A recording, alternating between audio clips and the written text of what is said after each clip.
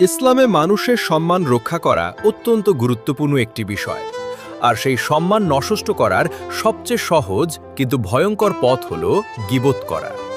গীবত শুধু একটি সাধারণ কথা নয়, এটি এমন একটি পাপ যা মানুষের হৃদয় নষ্ট করে, সম্পর্ক ভেঙে দেয় এবং আখিরাতের জন্য বড় ক্ষতির কারণ হয়ে দাঁড়ায়।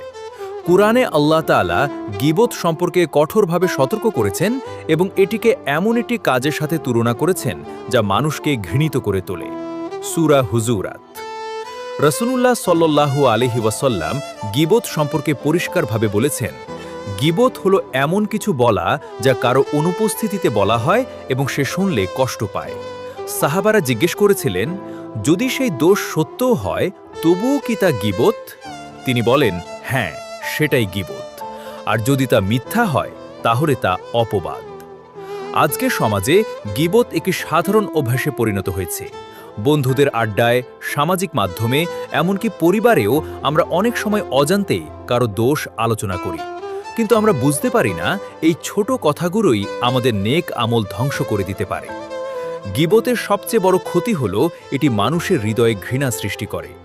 একজন মানুষের সম্মান একবার নষ্ট হলে তা ফিরিয়ে আনা অনেক কঠিন হয়ে যায়। আর যে ব্যক্তি গীবত করে সে নিজের আখিরাতের সঞ্চয় অন্যের হাতে তুলে দেয়।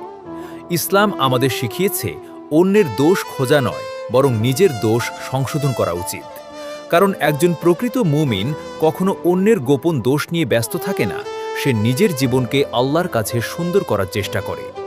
রাসূল সাল্লাল্লাহু আলাইহি ওয়াসাল্লাম আরও বলেছেন, যে ব্যক্তি আল্লাহ ও আখিরাতে বিশ্বাস করে সে যেন ভালো কথা বলে অথবা চুপ থাকে। এই হাদিস আমাদের শেখায় চুপ থাকা অনেক সময় সবচেয়ে বড় ইবাদত। গীবত থেকে বাঁচার জন্য আমাদের প্রয়োজন নিজের জিহ্বাকে নিয়ন্ত্রণ করা, কথা বলার আগে চিন্তা করা এবং আল্লাহকে ভয় করা। কারণ প্রতিটি শব্দই রেকর্ড হচ্ছে এবং কিয়ামতের দিন তার হিসাব দিতে হবে। শেষ কথা হলো, গীবত একটি